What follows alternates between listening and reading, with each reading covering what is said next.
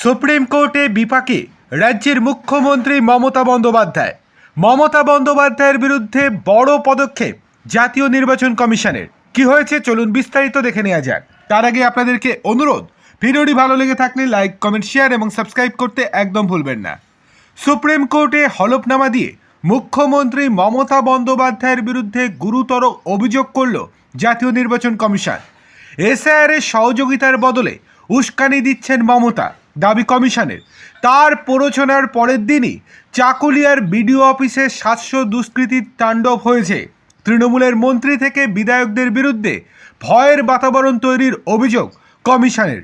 Supreme কোর্টে ঠিক কী অভিযোগ কমিশনের চলুন দেখে নেওয়া যাক।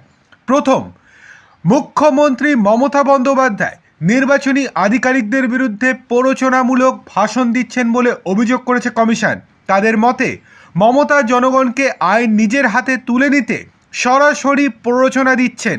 2 নম্বর, হলফনামায় বলা হয়েছে মুখ্যমন্ত্রীর বক্তব্যের ফলে এমন এক পরিবেশ তৈরি হয়েছে যেখানে ব্লক লেভেল অফিসার অর্থাৎ বিএলও এবং ইলেকট্রাল রেজিস্ট্রেশন অফিসাররা অর্থাৎ ইআরও কাজ করতে গিয়ে বাধার সম্মুখীন হচ্ছেন। 3 নম্বর, কমিশন অভিযোগ করেছে মুখ্যমন্ত্রী গত 14 জানুয়ারি সংবাদ সম্মেলনে একজন মাইক্রো অবজারভারকে নির্দিষ্টভাবে চিহ্নিত করে ভয় দেখিয়েছিলেন। 4 নম্বর, উত্তর দিনাজপুরের চাকুলিয়া জেলার প্রায় 700 জনের উন্মত্ত জনতা অফিস ভাঙচুর করেছে। ভোটার তালিকার সংশোধনের কাজে ব্যবহৃত কম্পিউটার ধ্বংস করেছে।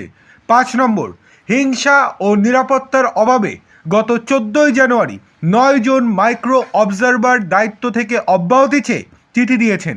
6 নম্বর, কমিশনের অভিযোগ রাজনৈতিক কর্মীদের মাধ্যমে প্ররোচিত একদল মহিলা ভোটার তালিকা সংশোধনের কাজে লিপ্ত আধিকারিকদের ঘেরাও করে স্লোগান দিচ্ছে, কাজে বাধা দিচ্ছে।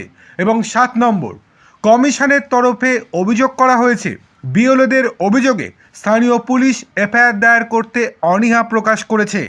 অন্য রাজ্যের তুলনায় পশ্চিমবঙ্গে আইন শৃঙ্খলার এই পরিস্থিতিকে উদ্বেগজনক বলা হয়েছে কমিশনের তরফ থেকে।